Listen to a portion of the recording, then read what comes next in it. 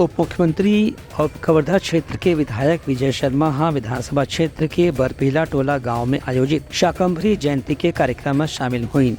एकर पहली दुर्गा माता के मंदिर में पहुंच के उप मुख्यमंत्री विधिवत पूजा अर्चना करीं।